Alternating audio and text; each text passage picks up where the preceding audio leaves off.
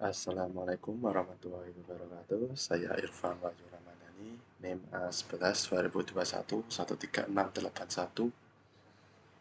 Di sini kita akan belajar mengenai silsilah keluarga menggunakan software SWI Prolog, yaitu mengenai materi representasi daripada logik untuk mata kuliah kecerdasan buatan. Nah, langsung saja kita ke soalnya. Nah, jika dihadapkan pada apa itu namanya pohon keluarga seperti ini, kita harus bisa menentukan logika daripada statusnya. Misal kayak Abu ini anak dari Siti dan Ali dan seterusnya. Nah, di sini kita akan membuat ini logik dari A sampai M, dan di sini saya sudah membuat. Di sini saya mendeklarasikan tiga status keluarga yang sangat penting menurut saya, itu anak, jenis kelamin yaitu saya masukkan ke putri semua, dan statusnya adik, karena kalau tidak ada adik kita nggak tahu apa itu namanya. Di sini ada Pak D ya, Pak D itu kakak daripada ayah atau ibu. Jadi kita harus mengetahui status adik dan kakaknya pada pohon keluarga. Dan saya menambah di sini ya, laki. Laki ini lawannya dari putri ya, atau kelamin perempuan.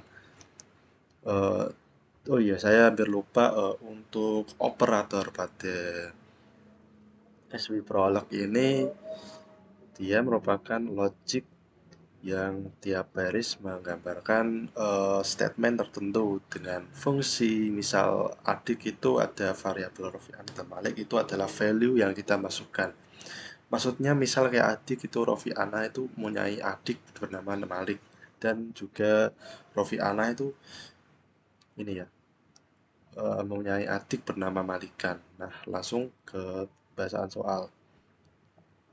Orang tua kita jalankan. Oh iya, sebelumnya kita untuk menjalankan programnya, kita ke file, consult, lalu pilih filenya, dan open. Nah, kalau tidak ada error, dia akan hijau.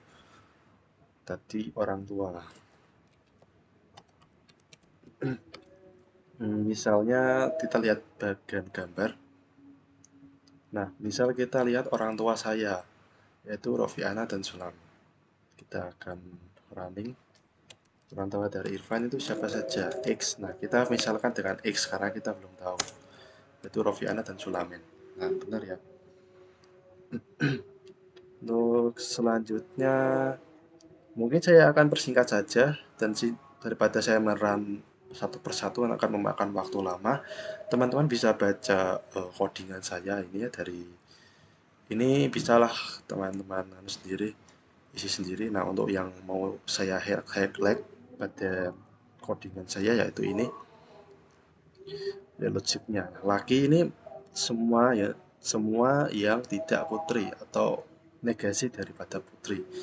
Kita pakai ini tanda apa, garis miring kebalik ya. Nah, ini tambah ini adalah function yang akan kita negasikan, yaitu putri dengan inputannya sama L. Dan juga untuk kakak itu adalah negasi dari adik, yaitu kita balik B sama A-nya daripada ini kakak. Untuk orang tua itu negasi daripada anak, sama saja kayak kakak, dia balik saja value-nya, parameter maksud saya.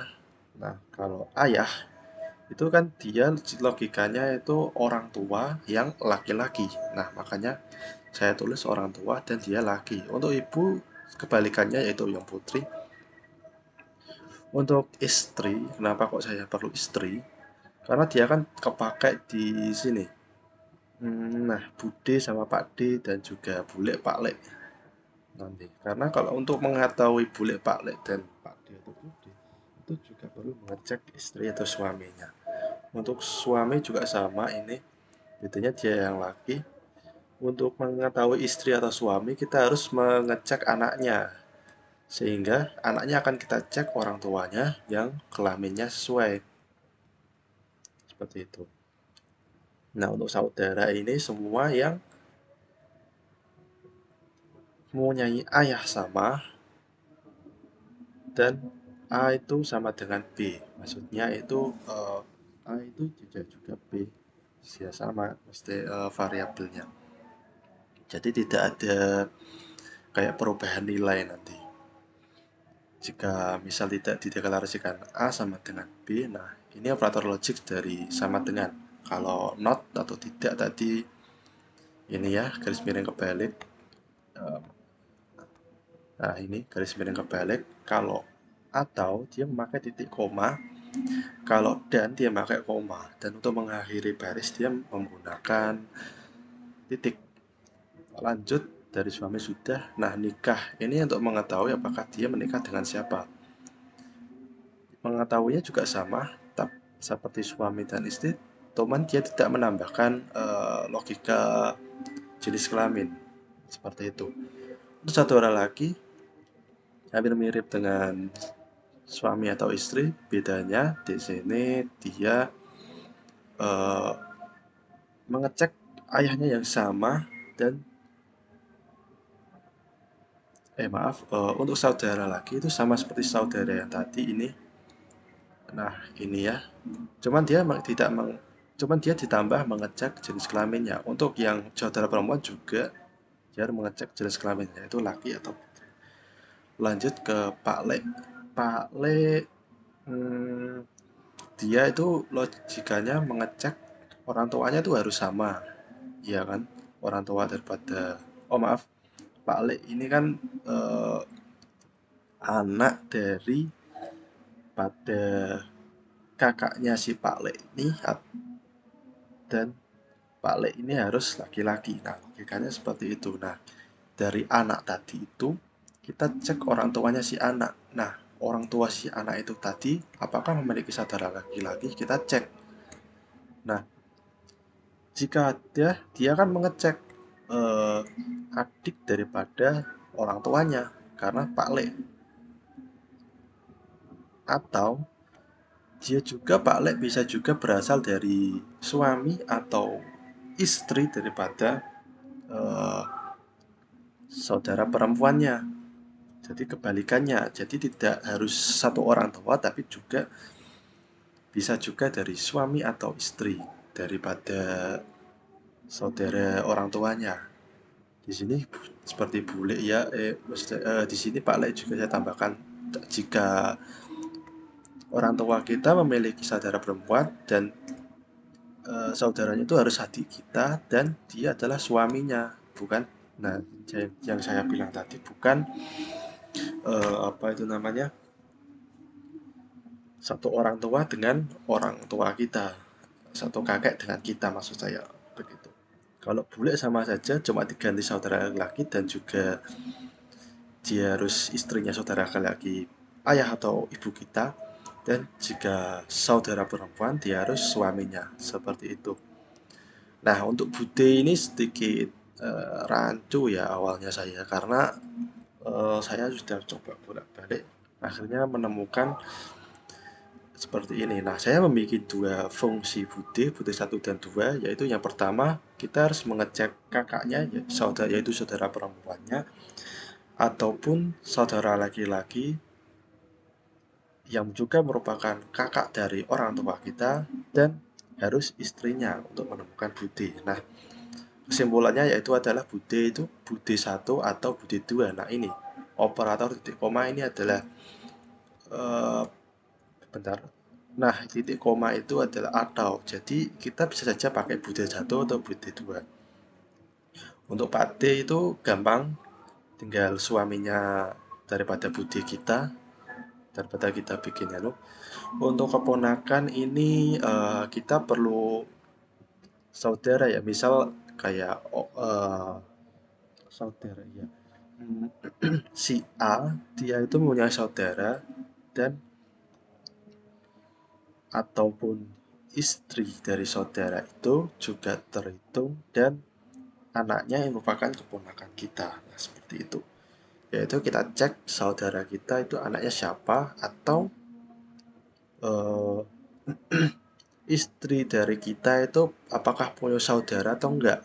Kan dia juga termasuk keponakan walaupun beda orang tua daripada kakeknya dari si anak itu. Kita cek istri apakah punya saudara atau enggak. Jika ada, maka tampilkan keponakan dan juga atau suami.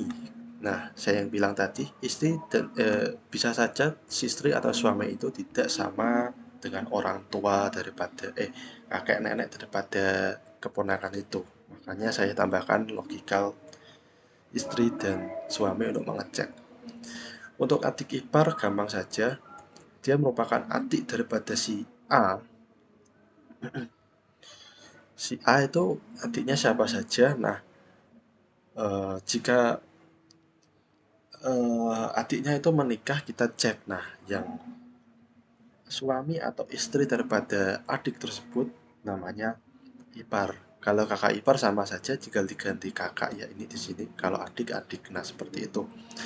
Mertua itu kita cek suami atau istrinya yaitu menikah lalu kita cek orang tua daripada yang kita cari. Misal si A menikah dengan C. Nah, C kita cek orang tua C yaitu adalah B. Nah, maka mertua dari A adalah B. Kita cek misalnya di sini ya, mertua